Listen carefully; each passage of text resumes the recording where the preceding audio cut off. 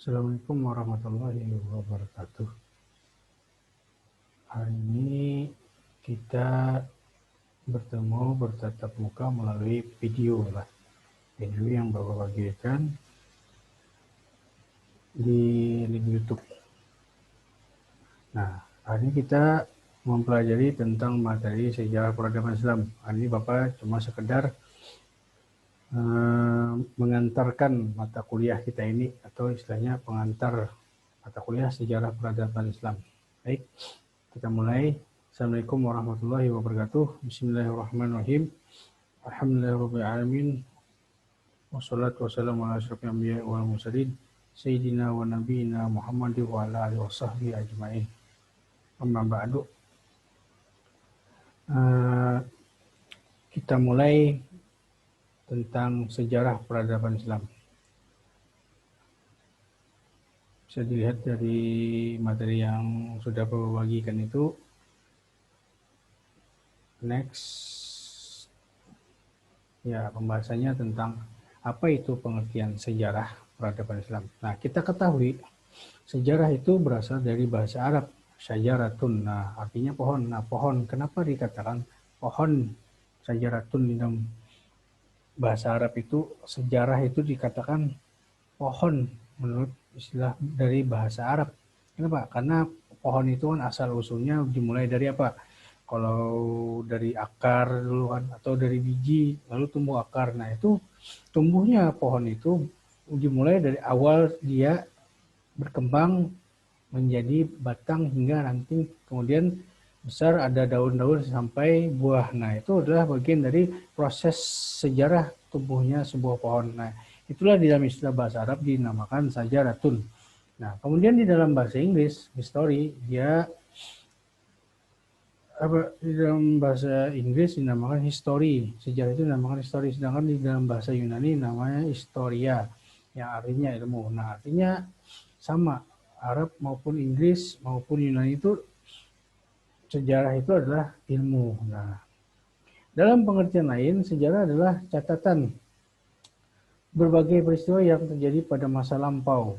Nah, dalam pengertian ini lebih seksama, sejarah adalah kisah dan peristiwa masa lampau umat manusia. Artinya sejarah itu dinamakan kisah atau peristiwa masa lampau umat manusia. Nah, sejarah namanya secara umum lah garis besarnya. Kemudian menurut Siti Ghazalba, sejarah adalah gambaran masa lalu tentang manusia dan sekitarnya sebagai makhluk sosial.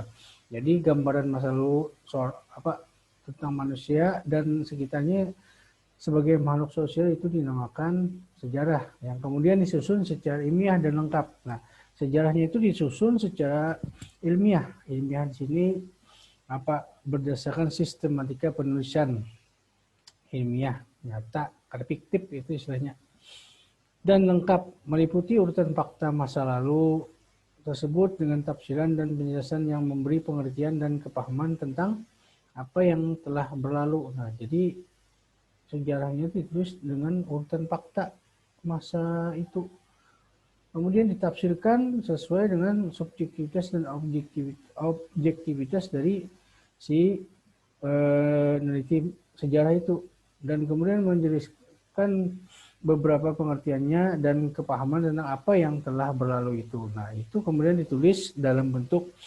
deskripsi. Nah, deskripsinya tuh biasanya para penulis sejarah biasanya. Nah, mereka akan menjelaskan tentang sejarah atau peristiwa masa lalu.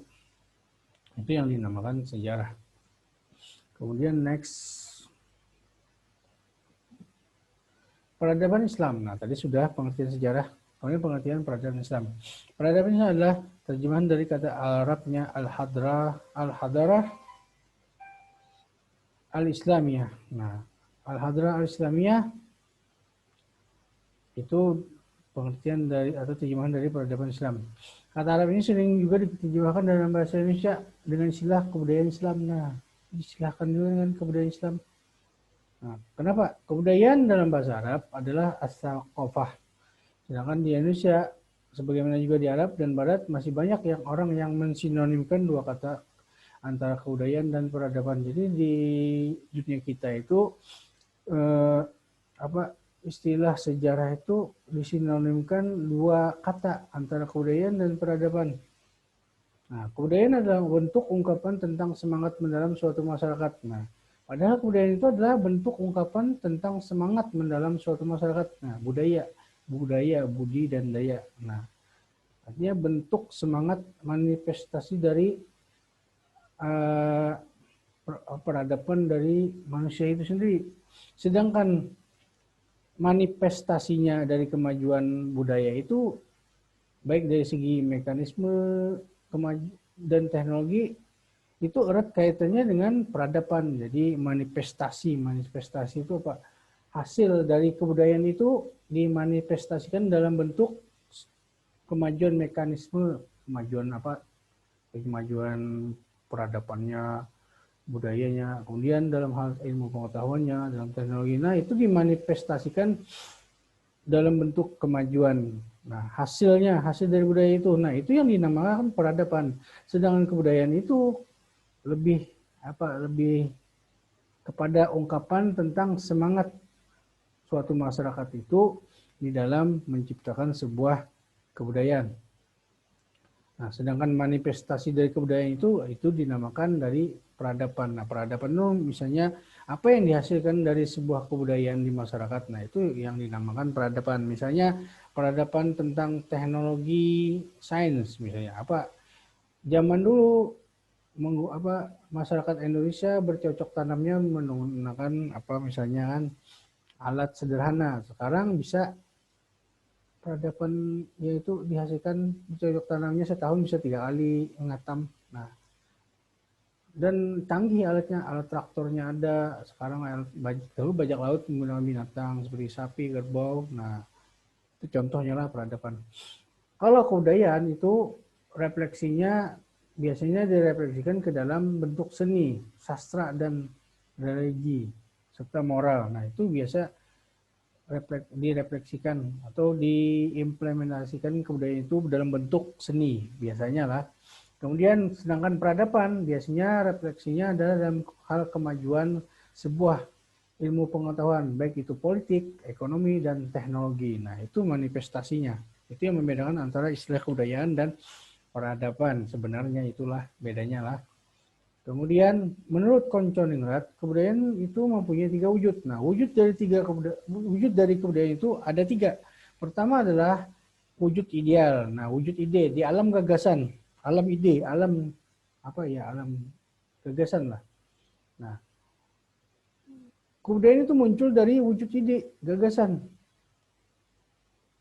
Nilai-nilai atau norma-norma atau peraturan-peraturan yang terdapat di masyarakat. Kemudian yang kedua adalah wujud kelakuan. Ketika sudah muncul wujud ide, wujud ide gagasan, maka lahirlah sebuah wujud kelakuan, yakni bentuk aktivitas atau pola kehidupan bermasyarakat manusianya. Nah, apa misalnya kebudayaan masyarakat itu muncul budaya di masyarakat Banjar, masyarakat Dayak. Nah, itu adalah wujud kelakuan. Sudah dimanifestasikan dalam kehidupan sehari-hari. Kemudian wujud benda. Nah, wujud yang ketiga ini adalah wujud benda. Wujud dari kebudayaan itu apa? Hasilnya, bendanya apa yang sudah dari gagasan dan kelakuan itu apa yang menghasilkan dari 2 gagasan itu. Maka melahirlah sebuah karya cipta. Nah, itu yang dinamakan wujud benda tadi. Nah, itu adalah bagian dari unsur-unsur kebudayaan. Dari 3 wujud itu, maka bisa dikatakan kebudayaan itu sudah terjadi di masyarakat. Nah, lanjutlah Bapak singkatnya. Sedangkan di dalam Islam tidak hanya sekedar agama kebudayaan itu, tetapi adalah merupakan peradaban yang sempurna. Jadi di sejarah peradaban Islam, di dalam Islam itu peradaban Islam itu adalah hal yang sempurna, menyempurnakan sebuah peradaban agama-agama terdahulu sebelum Islam. Sehingga yang dibawa oleh nabi-nabi terdahulu kan. Nah, Islam itu menyempurnakan peradaban masa lalu. Nah, itu yang hebatnya peradaban Islam. Misalnya Islam itu mengenal keindahan. Nah, kemudian Islam itu mengenal pengetahuan sains luar biasa kan. Itu yang menyempurnakan dari peradaban masa lalu. Nah, karena Masa kini itu selalu ada kaitan-kaitannya dengan masa lalu. Nah, masa lalu jangan pernah dilupakan. Apa istilah itu jas merah, jangan sekali-kali melupakan sejarah ya lah. Sedangkan landasan dari pembahasan ini adalah kita membahas tentang peradaban Islam. Apa itu? Yakni kebudayaan Islam itu dalam wujud idealnya adalah kebudayaan Islam. Kebudayaan Islam itu wujud idealnya. Nah, kebudayaan Islam itu bagian dari wujud idealnya. Sementara landasan kebudayaan Islam adalah agama Islam. Jadi landasan apa? Kebudayaan Islam itu adalah agama Islam, sedangkan wujud idealnya apa? Wujud ini adalah peradaban Islam. Itu kebudayaan Islam. Nah, itu wujudnya, wujud ideal, alam gagasan, alam ide, nilai-nilai luhur di sebuah kebudayaan itu adalah wujud idealnya. Sedangkan landasan dari kebudayaan itu adalah agama Islam. Nah, kita di sini membahas peradaban Islam, maka landasannya adalah tentu tidak lepas dari agama Islam. Jadi dalam Islam tidak seperti pada masyarakat yang menurut agama-agama bumi, agama bukanlah kebudayaan.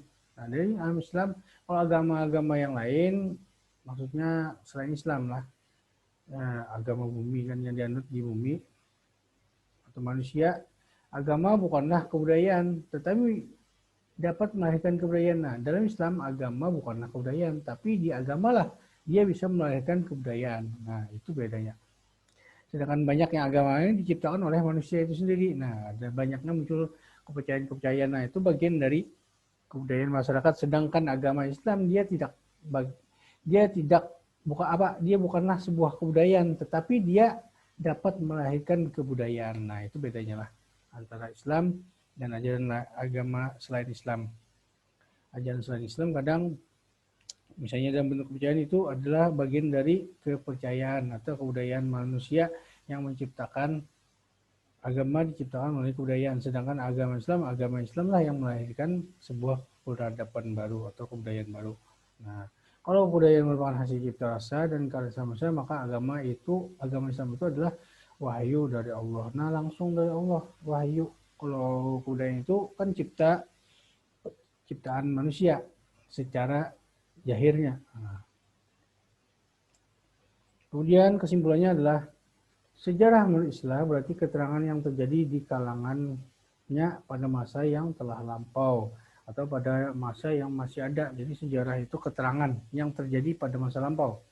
Jadi definisi sejarah peradaban Islam yakni kejadian-kejadian atau peristiwa yang terjadi di masa lampau yang diabadikan di mana pada saat itu Islam merupakan pokok kekuatan dan sebab timbulnya suatu kebudayaan yang mempunyai sistem teknologi, seni budaya, seni bangunan, seni kenegaraan, ilmu pengetahuan yang maju dan kompleks itu adanya di peradaban Islam. Nah. Kemudian peradaban adalah unsur-unsur kebudayaan yang halus dan indah.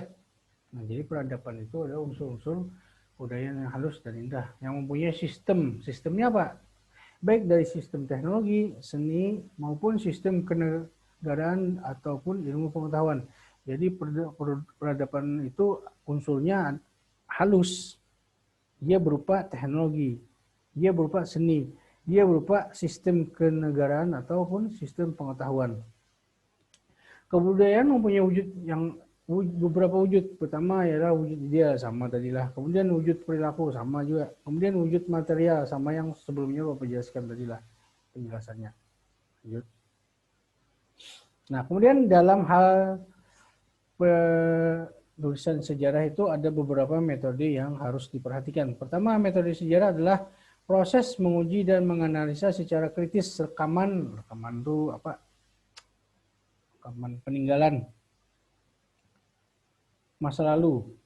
Nah, kemudian rekonstruksi yang imajinatif. Jadi rekonstruksi ulang melalui imajinatif dari peneliti sejarah itu dari masa lampau berdasarkan data yang diperolehnya dengan menempuh proses itu disebut namanya histografi. Jadi ketika melakukan rekonstruksi melalui imajinasi dari masa lampau berdasarkan data yang telah diperoleh itu namanya disebut historiografi atau istilahnya penulisan sejarah.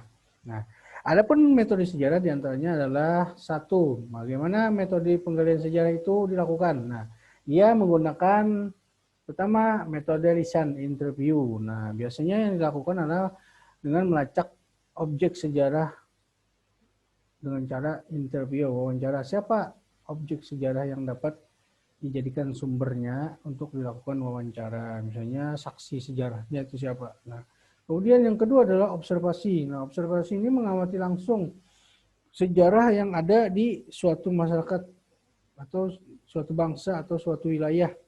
Nah, diamati, kemudian dikumpulkan data-datanya, kemudian mencari sumber referensinya. Nah, itu observasi lah. Kemudian setelah itu apalagi? Yaitu menggunakan metode dokumenter. Nah, ini biasanya dipelajari harus dengan cermat dan mendalam. Karena apa? Mencari beberapa catatan atau dokumen tertulis. Penting nih dokumenter nih. Nah, dicari naskah-naskahnya adakah lagi. Nah, kemudian ilmu dasar sejarah. Apa ilmu dasar sejarah? Itu ilmu yang berkaitan dengan pendukung atau memperkuat keberadaan ilmu sejarah itu sendiri. Di antaranya adalah satu, ilmu paleografi. Nah, paleografi ini adalah pengetahuan mengenai tulisan-tulisan kuno. Melalui paleografi ini dapat diketahui beberapa hal, yaitu misalnya bentuk tulisan. Nah, misalnya tulisan Arab seperti Tumar, Nasakhib, Sulus, Farisi, Maghribi, Gubar, Diwani. Nah, itu kayak kaligrafi itulah. Nah, itu ilmu paleografi yang kawan mengetahuinya. Kemudian yang B, cara membaca tulisan kuno. Ilmu paleografi itu kalau membaca tulisan kuno kayak di tulisan piramida itu. Kemudian tulisan Ibrani, tulisan Jawa, tulisan bahasa Sanskerta. Nah, kemudian kapan dan di mana tulisan itu dibuat? Kau tahu dengan ilmu paleografi ini. Kapan nih ya? Nah, dengan adanya mempelajari ilmu paleografi kita akan tahu kapan tulisan itu telah dibuat pada tahun berapa misalnya. Nah, kemudian yang kedua adalah ilmu diplomatik. Ilmu diplomatik adalah cabang pengetahuan yang menyelidiki tanggal, tempat, serta keaslian dokumen-dokumen tertulis. Nah, jadi ada dokumen atau naskah-naskah sejarah itu diteliti tanggalnya maupun tempat keasliannya. Nah, itu menggunakan ilmu diplomatik. Kemudian epigrafi. Nah, itu cabang pengetahuan mengenai inskripsi atau tulisan yang terdapat dalam monumen. Epigrafi itu misalnya dalam monumen stupa apa itu. Nah, itu membaca atau melihat teknik penulisan dari segi teksnya. Kemudian yang keempat adalah kronologis. Nah, ilmu kronologisnya adalah bagian cabang pengetahuan yang membahas tentang masalah kesatuan waktu. Seperti kalender Julius model lama, kalender matahari itulah Masehi, dan kalender model baru, kalender Masehi. Nah, dulu ada kalender Julius model lama. Kalau kita ini memakai kalender Masehi, itu menggunakan model baru, model Gregorius. Kemudian ada model tahun Hijriah. Nah, pada masa Sayyidina Umar bin Khattab penetapannya itulah. Kemudian ada tahun Saka, tahun Cina itu juga tahun Saka, tahun Cina itu apa namanya? Imlek lah. Nah, kemudian ilmu yang kelima adalah sigilografi. Nah, itu pengetahuan mengenai segel yang digunakan oleh para raja, segel, khalifah, gubernur. Nah, segel itu kayak cap, tokan lah, segel biasanya. Atau apa? Segel yang dokumen itu lah. Segel kayak cap. Apakah dokumen itu asli atau palsu? Nah, itu menggunakan sigilografi. Kemudian ilmu heraldry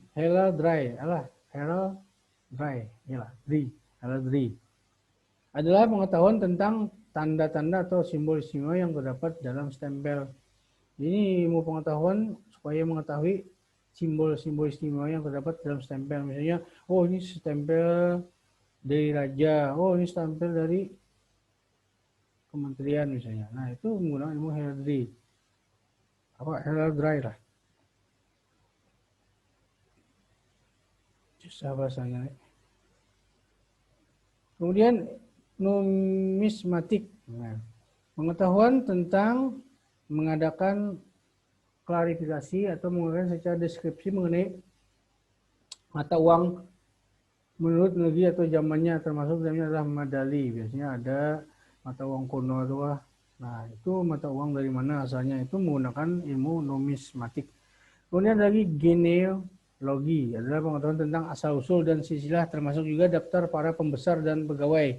Nah, bangsa Arab sangat mementingkan silsilah ini, sehingga ada buku khusus untuk mencari silsilah. Nah, khusus ilmu pengetahuan tentang silsilah ini dinamakan genealogi. Nah, kayak klan-klan itu kan, klan Uzumaki, Naruto itu kan, Minato, Senju. Nah, itu bagian dari genealogi lah. Hashirama Senju itu kan, klan Nara, nah apa gitu. Itu menggunakan genealogi. Nah, kemudian ilmu bantu sejarah apa aja? Ilmu bantu sejarah. Nah, supaya sejarah peradaban itu dapat teroleh sistematis dari segala sesuatu yang telah dipikirkan dan dikerjakan di lapangan, maka diperlukan beberapa ilmu bantu. Di antaranya adalah ilmu geografi. Ilmu geografi ini sudah kita ketahui, misalnya yang sekolah di SMA itu tahu tuh, SMA tuh aliyah ilmu geografi. Nah, adalah peristiwa sejarah yang memiliki lingkup ruang dan waktu. Dalam konteks ruang dimensi, geografi sangat penting. Nah, jadi ilmu geografi ini kita melakukan penelitian menggunakan lingkup ruang, maksudnya wilayah, serta waktu dalam konteks ruang dimensi geografi. Jadi ketika melakukan penelitian, maka ahli sejarah itu harus memantau dulu atau mengetahui dulu wilayah geografi suatu wilayah itu sendiri, agar mudah mempetakan yang mana batasan-batasan yang harus dilakukan penelitian, atau istilahnya itu wilayah yang termasuk menjadi fokus dari penelitian. Itu menggunakan geografi. Kemudian sosiologi. Sosiologi adalah timbulnya dinamika kehidupan berawal dari interaksi seseorang yang terjadi dalam kehidupan antara individu maupun antar golongan. Jadi di dalam ilmu sosiologi itu biasanya digunakan supaya mengetahui bagaimana awal kehidupan interaksi seseorang yang terjadi dalam kehidupan sehari-hari maupun antara individu maupun antar golongan. Itu dinamakan ilmu sosiologi lah, hubungan interaksi manusia. Nah, itu digunakan dalam ilmu bantu sejarah. Bagaimana melihat sejarah itu dari segi sosiologinya, bagi segi interaksi masyarakatnya pada masa itu. Nah, itu digunakan ilmu sosiologi. Kemudian antropologi. Nah, ini sangat penting ilmu antropologi ini, karena ilmu antropologi ini kajian objeknya adalah manusia. Manusia. Kenapa jadi manusia? Karena sumber peradaban yang diciptakan itu adalah faktor utamanya atau pendukungnya adalah manusia itu sendiri. Nah, dengan menggunakan metode antropologi ini, kita dapat membantu beberapa masalah yang dihadapi oleh sejarawan. Biasanya sejarawan itu mengetahui sisi peradaban masyarakat di suatu daerah itu, dia harus memiliki pengetahuan tentang antropologi. Nah, kalau tidak ini, maka akan susah mendeskripsikan atau menuliskan sebuah sejarah di dalam catatan buku. Nah, itu pentingnya ilmu inilah. Kemudian yang keempat adalah ilmu arkeologi. Nah, arkeologi ini misalnya ilmu yang membahas tentang atau membicarakan warisan masa lampau yang berupa benda, bangunan, dan momentum yang berada di permukaan tanah. Jadi ilmu arkeologi ini menyelidiki bangunan-bangunan kuno masa lalu. Nah, dengan menggunakan ilmu arkeologi ini, maka para ahli sejarawan dapat menyimpulkan sebuah sejarah yang valid. Nah, kemudian ilmu sejarah itu sendiri, sejarah adalah kisah dari peristiwa masa lampau umat manusia. Kemudian ini yang menjadi catatan penting, bahwa dalam pengembangan ilmu sejarah itu tentu harus ada ilmu sejarah yang dipelajari. Nah, ilmu sejarah inilah yang membahas tentang peristiwa masa lampau manusia ataupun kehidupan manusia pada masa lalu. Nah, kemudian yang kita selanjutnya adalah urgensinya mempelajari sejarah peradaban ini apa? Nah, urgensinya adalah bahwa sejarah mencatat kondisi kebesaran Islam berkaitan dengan kemajuan ilmu pengetahuan dan teknologi. Nah, di mana pada waktu dunia Islam itu menjadi arah kiblat perkembangan ilmu pengetahuan. Jadi ketika zaman dahulu umat Islam itu telah maju dalam segi pengetahuan dan teknologi, nah itulah sejarah mencatat bahwa Islam pernah mengalami masa keemasannya. Nah, itulah urgensinya kita belajar sejarah. Kita akan dikenalkan sejarah agama kita, sejarah Islam pada masa lampau bahwa Islam begini loh, Islam begini. Islam zaman dulu mengalami masa keemasannya. Nah, pada masa Nabi, sahabat, para tabiin hingga sampai ke kerajaan atau dinasti-dinasti lah, hingga menyebarnya Islam ke seluruh dunia. Nah, itu kita akan mengetahui sejarah perjalanan agama kita ini, agama Islam ini. Jadi itu urgensinya kita mempelajari, kita akan tahu sejauh mana kita melihat sejarah Islam itu menjadi momentum kebangkitan kita pada saat ini. Nah, itu urgensinya, intinya lah. Kemudian periode peradaban Islam. Nah, ada periode klasikal itu pertama mulai tahun 650 sampai 1250. Nah, mulai masa Rasul, kemudian masa Khulafaur Rasyidin, dinasti Umayyah, dinasti Abbasiyah, dinasti Umayyah II, dinasti Fatimiyah, dinasti Ayyubiyah. Masa disintegrasi ini dinamakan masa keemasan umat Islam lah. Nah, itu nanti kemudian masa pertengahan Islam. Jadi bahasan selanjutnya itu nanti di kelompok berapa itu? Antara kelompok 6, 7, 8 itulah.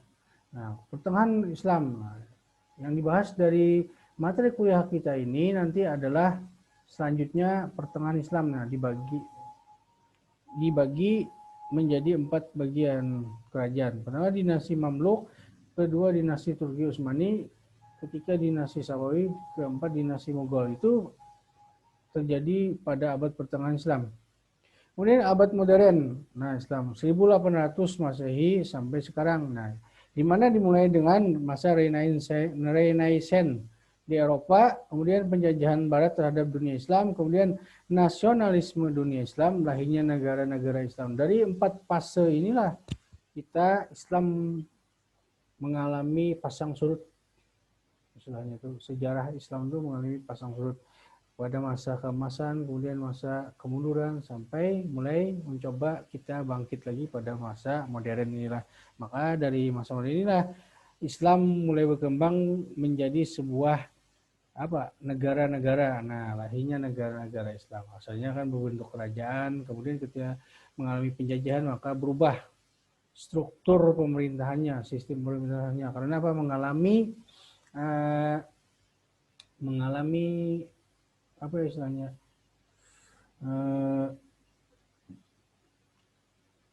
kemajuan dunia Barat yang menjadi dampak kebangkitan umat Islam lagi untuk melepaskan dari penjajahan kolonial Barat. Padahal pada masa abad klasik maupun pertengahan Islam tuh sedang jaya-jayanya lah. Orang Barat pun belajar kepada umat Islam. Nah, tapi pada masa modern ketika umat Islam mulai lengah, mulai sudah terpaku kepada kemewahan duniawi, sehingga merupakan ajaran inti Islam, dan Barat mulai mengambil pengetahuan Islam, dan mereka ketika mengimplikasikannya menjadi sebuah peradaban baru yang dinamakan masa Renaissance atau masa pengetahuan. Nah, kebangkitan Barat itu yang menyebabkan Islam mengalami kemunduran, Barat mengalami kemajuan, karena Barat mengambil pelajaran dari orang Islam itu sendiri, sedangkan orang Islam malah meninggalkan ajaran Islam, sehingga yang maju adalah kaum Barat. Nah, sehingga dengan kemajuan Barat itu menyebabkan Islam mulai mengalami kemunduran. Karena apa? Karena Barat mulai istilahnya menjajah ke dunia Islam pada masa itu, sampai akhirnya ketika para pemikir-pemikir Islam mulai sadar akan kelemahan umat Islam itu sendiri, maka mulai bangkit mencoba memperjuangkan kembali kejayaan Islam yang telah lama hilang. Nah, akhirnya terbentuklah sebuah negara-negara akibat dari penjajahan Barat tadi. Nah, jangan ada Barat menjajah, masih dalam kerajaan kita, bentuk kerajaan atau kehalifahan yang dipimpin dinasti Utsmani, Turki Utsmani itulah. Nah, dengan lahirnya negara-negara Islam, maka Islam menyebar semakin luas. Karena apa? Dengan adanya kemerdekaan, maka kebebasan untuk menjalankan ajaran Islam maka lebih mudah lagi karena sudah merdeka dari penjajahan. Nah, itu nanti fase-fasenya yang dibahas oleh kelompok-kelompok selanjutnya lah. Nah, oke. Nanti ada priorisasi dari sejarah. Pertama periode klasik yang sudah dijelaskan kelompok selanjutnya lah. Nah, nanti sampai periode modern. Kalau saya jelaskan habis nanti ada lagi kelompok lain. Oke, sudah sampai situ. Cukup. Mungkin itu saja penjelasan mengenai pengantar materi sejarah peradaban Islam. Nah, kita ketahui sejarah adalah ilmu yang membahas peristiwa masa lampau manusia. Kemudian sejarah peradaban Islam adalah ilmu yang membahas peristiwa masa lampau Islam yang baik dari segi ajarannya maupun dari segi kelahirannya, sejarahnya. Di peradaban Islam lah yang di pertama tadi. Nah, mungkin itu saja yang dapat Bapak sampaikan pada hari ini. Mudah-mudahan apa yang disampaikan ini ada manfaatnya dan paham. Jika ada kata-kata yang salah atau yang kurang dimengerti, mohon dimaafkan, dan bila ada yang ingin ditanyakan nanti bisa di chat di grup lah. Oke, sekian dari Bapak. Wabillahi taufiq wal hidayah. Wassalamualaikum warahmatullahi wabarakatuh.